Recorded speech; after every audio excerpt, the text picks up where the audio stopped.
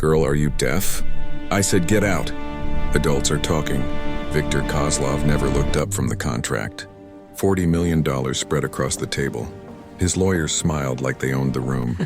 And take that squeaking cart with you, he added. What do they even pay you for? To interrupt, Elena Rodriguez stood frozen in the doorway. Housekeeping uniform, name tag crooked, 28 years old, black. I'm sorry, sir. I just need to refill the water. Viktor scoffed. Do I look like I care? Out. One of the attorneys laughed. Another joined in. Elena set the tray down. Her hands were shaking. 8 seconds passed. 8 seconds of silence. 8 seconds of being invisible. Then she lifted her eyes. And everything changed. The room smelled like leather, ink, and money. A private conference suite. Top floor. Curtains half drawn.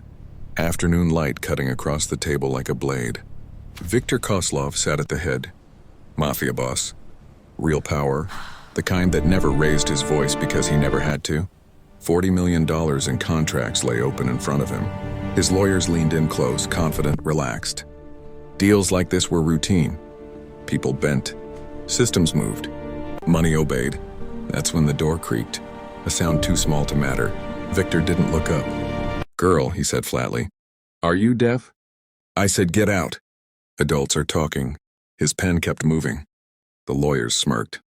And take that squeaking cart with you, Viktor added. What do they even pay you people for? To interrupt, Elena Rodriguez stood in the doorway. Housekeeping uniform, slightly too big. Name tag crooked. Shoes worn thin at the heel. 28 years old. Black. I'm sorry, sir, she said quietly. I just need to refill the water. Viktor finally looked up. Cold eyes calculating, annoyed. Do I look like I care? He said. Out now. One of the lawyers laughed. Another shook his head, amused. Elena stepped inside anyway. She set the tray down carefully. Glasses clinked. Her hands trembled. 8 seconds passed. 8 seconds of silence. 8 seconds of being nothing. Viktor stared at her like she was furniture. Then Elena lifted her eyes and spoke. Soft, calm, precise. Your left guard, she said, is standing too close to the window. The room froze. Viktor smiled. A cruel smile, entertained. And, he asked, should I tip you for security advice too? Elena didn't flinch. The car downstairs, she continued. The black sedan with tinted windows. It isn't yours. The smile twitched. One of the lawyers glanced toward the door. Viktor leaned back in his chair. Still relaxed. Still in control. You're very brave, he said. Or very stupid. Elena shook her head slightly. Neither, she said. I'm early. Viktor laughed this time. A short sound. Early for what? Elena met his eyes. For the moment, you realize you've already lost. The air shifted. Viktor's smile faded. Explain, he said. Elena reached into her pocket slowly. One guard tensed. She pulled out a phone and placed it on the table. Tapped play. Audio filled the room. Viktor's voice. Clear, unmistakable. Numbers, names, routes, payoffs. The lawyers' faces drained of color. That recording, Elena said, was sent to 3 places 10 minutes ago. Federal prosecutors, a rival family, and someone who used to work for you. Viktor stood up. You're lying. Elena shrugged. Check your phone. One of the lawyers did. Hands shaking, he swallowed. It's real. Silence crashed down. Viktor's jaw tightened. The smile was gone now, completely. Who are you? He asked. Elena straightened. My father cleaned hotel rooms too, she said. Until one of your men used this building for a meeting like this. Viktor's eyes widened slightly. He didn't walk out. A beat. You think this is revenge? Viktor said. No, Elena replied. This is accounting. She picked up the water tray. I just came to refill the glasses. She turned and walked toward the door. Behind her, Viktor collapsed into his chair. The contracts lay forgotten. The guards didn't move. Because for the first time in years, Viktor Kozlov was afraid. The hallway swallowed Elena whole. Soft carpet. Muted lights. The sound of her cart rolling steady and calm. Behind her, chaos had already begun. Viktor Kozlov's phone buzzed once, twice, then again. Messages stacked up faster than he could read. Missed calls. Unknown numbers. Old allies. Nervous ones. A lawyer whispered, "Federal line just went dead." Another said, "The Bulgarians pulled out." Victor didn't answer. He stood very still. Because men like him know the sound of the ground shifting, and this was it. Downstairs, Elena stepped into the service elevator. The doors closed. She let out a breath she'd been holding for years. Her phone vibrated. One message. Confirmed. They took the bait. She typed back one word. Proceed. The elevator opened to the parking level. A black sedan waited near the far wall. Not Victor's. Inside the car, a man watched the hotel cameras on a tablet. Former intelligence, scar across his jaw, eyes that missed nothing. She just walked out, he said. No guards followed. A woman beside him smiled, sharp, controlled. Good, she said. Phase 2 starts now. Back upstairs, Victor finally spoke. Lock the floor, he snapped. No one leaves. A guard checked his earpiece. It's not working. Another guard tried his radio. Static. The lights flickered. Just once. Victor felt it then. Not fear. Worse. Hunting. Somewhere in the building, systems were being shut down. Accounts frozen. Doors sealed. Names sent to people who hated him. And Elena Rodriguez was no longer just a maid. She was a signal. Outside, the sedan pulled away from the hotel. Elena looked back once. The top floor lights went dark. She didn't smile, because this wasn't the end. It was the opening move. The city didn't notice when the lights went out on the top floor. Cities never do. Inside the sedan, Elena watched the hotel shrink in the rear window. She didn't relax, not yet. The man with the scar tapped his tablet. Screens updated. Names turned red. Kozlov's shell accounts are freezing, he said. 3 banks. 2 countries. The woman beside him checked her phone. Rival family just got the file, she said. They're very interested. Elena stared ahead. Give it 5 minutes, she said. Then it gets loud. Back upstairs, Viktor Kozlov was sweating. Not panicking. Not shouting. Sweating. A lawyer whispered, My contacts won't answer. Another said, Our offshore vault is locked. Victor slammed his hand on the table. Fix it. No one moved. Because this wasn't a system problem. This was a trap. Victor's phone rang. 1 call. No name. He answered. A calm voice filled the room. You taught me something once, Victor, the voice said. Power is silence. And today no one is answering you. Victor swallowed. Who is this? The voice chuckled softly. You don't remember the cleaners. You never do. The call ended. Down in the car, Elena's phone vibrated again. Phase 3 ready. She typed back. Now. Across the city, doors opened. Not literal ones. Old grudges. Unpaid debts. Families Victor had crushed quietly, efficiently. They all got the same message. Proof, locations, timelines, and permission. At the hotel, a guard rushed in. Boss, police units are rerouting. Not to us, away from us. Victor's eyes widened. They're clearing the board, he muttered. For the first time in his life, Viktor Kozlov understood something simple. He wasn't being arrested. He was being abandoned. The sedan stopped at a red light. Elena finally exhaled. You're sure? She asked. The scarred man nodded. He's done. Elena looked down at her uniform. She peeled off the name tag. Elena Rodriguez. She placed it on the seat beside her. Good, she said. Then my shift is over. The light turned green. The car moved forward. And somewhere behind them, a king realized the crown had already fallen. The city woke up angry. Sirens in the distance. News alerts lighting up phones. Names leaking faster than anyone could stop them. Viktor Kozlov's name was everywhere. Not accused. Exposed. Inside a safe house across town, Victor paced barefoot on cold tile. Jacket gone. Tie tossed aside. The walls felt closer than they should. A man like him measured life in leverage, and he had none left. His burner phone rang. He answered without speaking. You're running out of rooms, a voice said, familiar, calm. Victor stopped pacing. You, he said. You planned this. Helena sat in a different building now. Plain, quiet, no cameras, no mirrors. Yes, she said. And you helped. Victor laughed. A broken sound.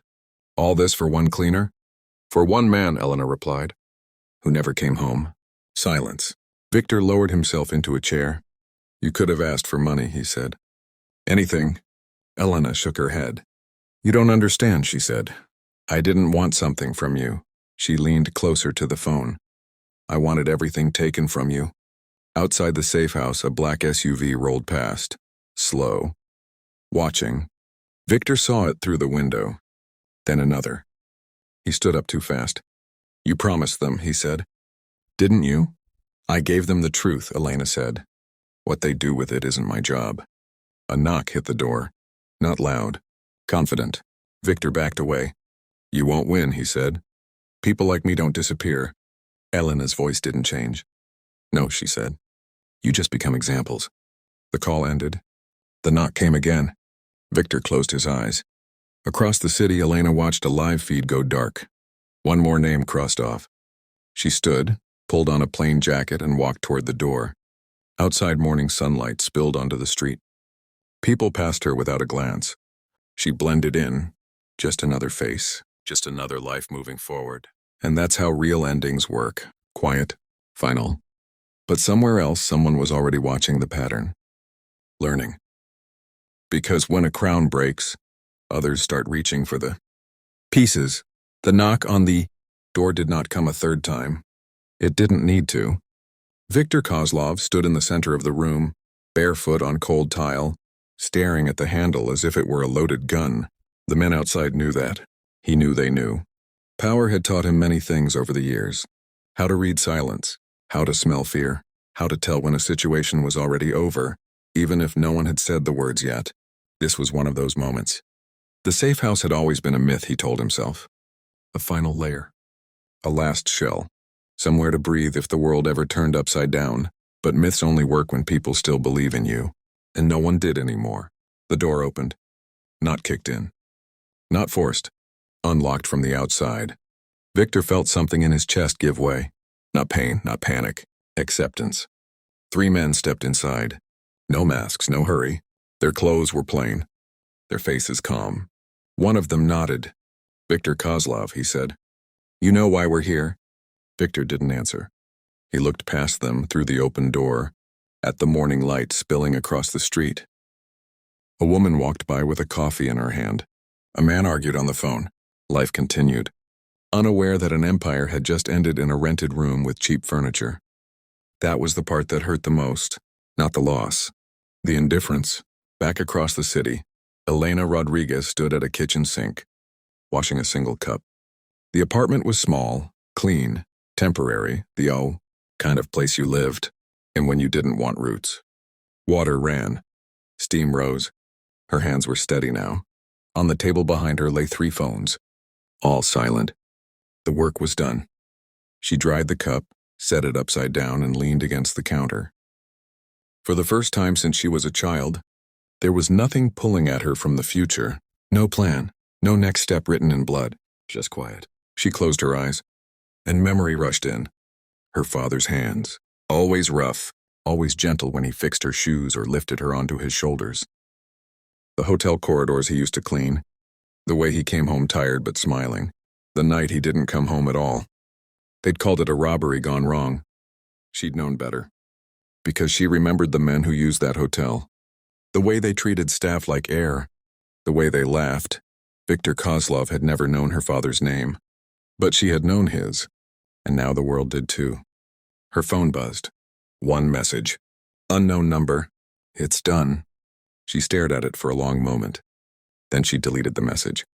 Across town, in a glass office overlooking the river, a different conversation was taking place.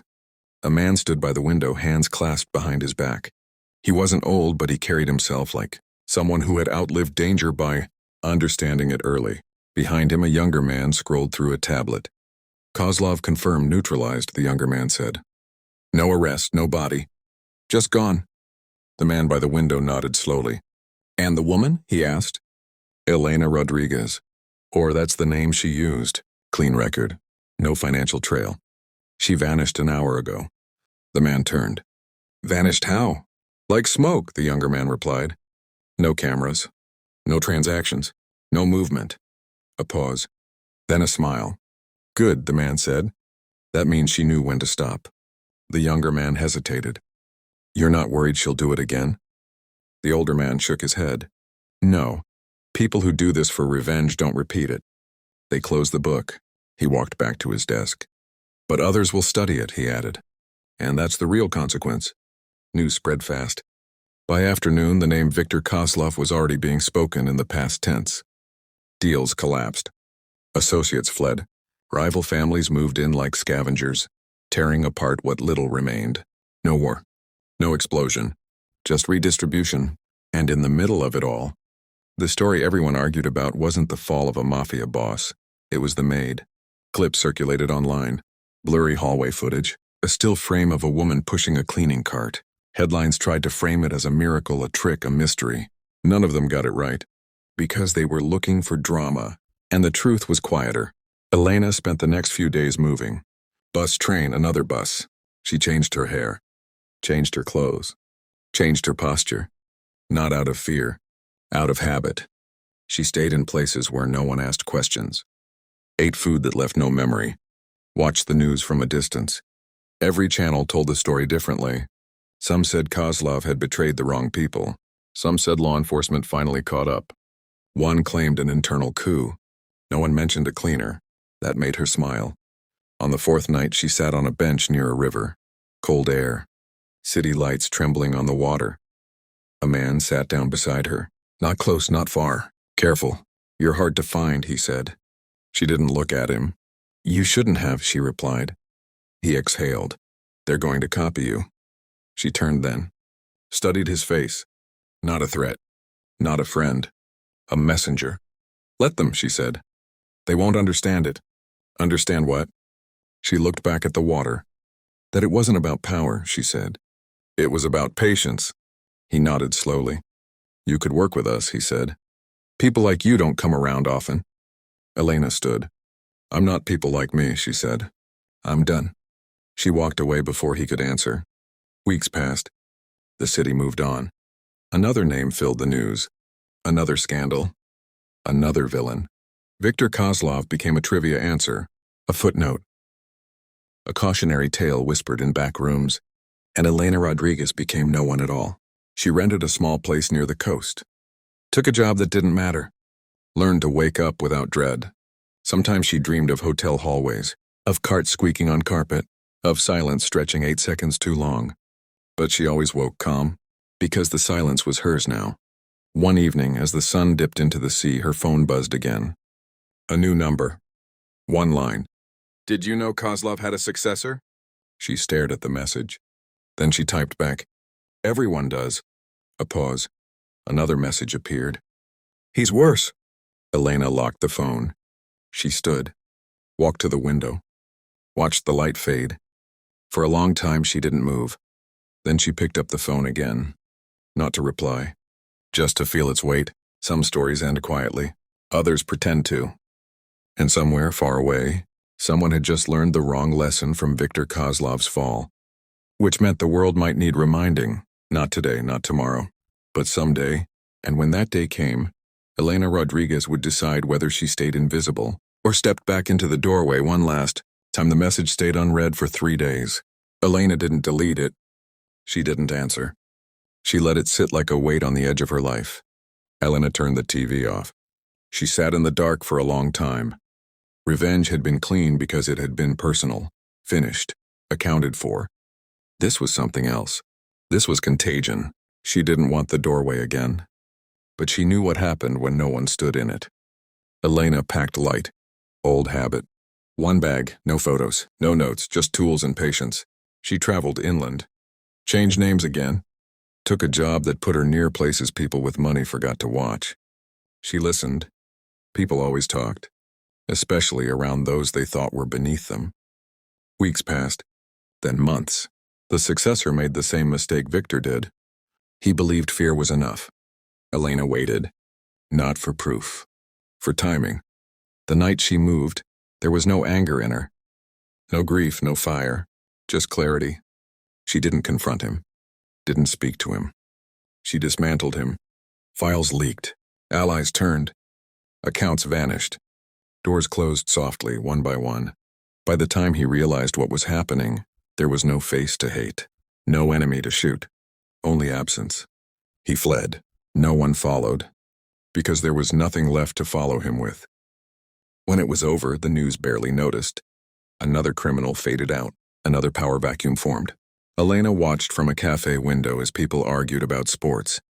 Weather, nothing at all. That was the moment she understood. The work could never end if she kept choosing it. So she stopped. Not because the world was fixed, but because it never would be. She erased the last phone, cut the last tie, burned the last bridge back to who she had been.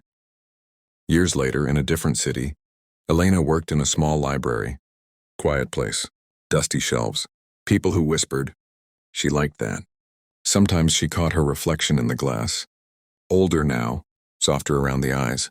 No one knew her story. That was the point.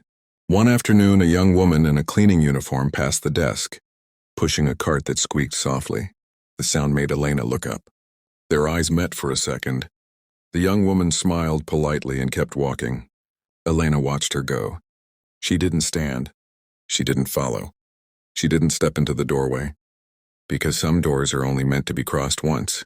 And the most powerful thing she had ever done wasn't destroying men who thought themselves untouchable. It was choosing to remain human after she proved she didn't have to be. The world kept turning, quietly, and Elena Rodriguez lived. The end.